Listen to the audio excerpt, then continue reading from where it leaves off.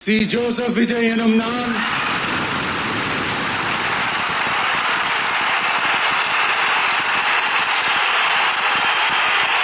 ஆட்சியையும் ஒருமையையும் நிலை நிறுத்துவேன் என்றும்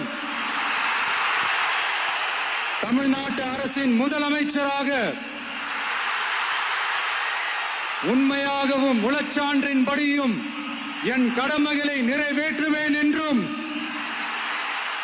அரசியல் அமைப்பிற்கும் சட்டத்திற்கும் இணங்க அச்சமும் ஒருதலை சார்பும் இன்றி விருப்பு வெறுப்பை விலக்கி பலதரப்பட்ட மக்கள் அனைவருக்கும் நேர்மையானதை செய்வேன் என்றும் ஆண்டவன் மீது ஆணையிட்டு உறுதிமொழிகிறேன். சி. ஜோசப் விஜய் எனும் நான் தமிழ்நாட்டு அரசின் முதலமைச்சர் என்ற முறையில்